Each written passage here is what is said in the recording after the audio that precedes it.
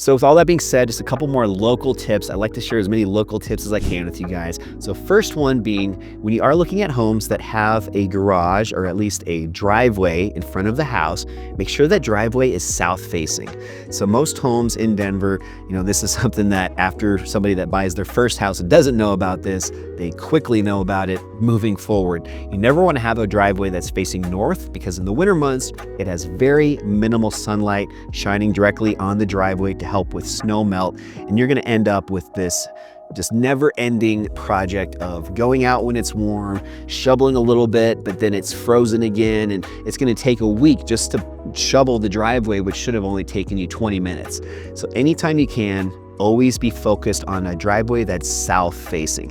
That's a big one, probably the biggest tip I can share with you guys today. So make sure you're aware of that. And then another one would be, if you're looking at homes that are in an HOA, a homeowner association, find out what that exactly entails or what that covers, what your monthly HOA fees cover.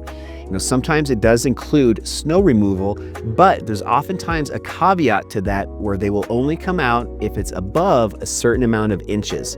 When I lived in the Sloan Lake area, I had an HOA at that house, and the rule at that point was 4 inches. So anything below 4 inches of snow from the night before was still the homeowner's responsibility. And that wasn't just the driveway, that also included my sidewalks on the main street that I was on for either end of my property line. So as you can imagine, after a big snowstorm the night before, a lot of us, myself included, sometimes it's the last thing we want to do is get up, put all of our clothes on, and get out and shovel our driveway. And maybe even sometimes hope that the sun melts some of it before we get a chance to get out and shovel the rest. But when it comes to sidewalks, that's your responsibility, and you can get fined for that. So it's just important to realize if a HOA is or isn't covering that.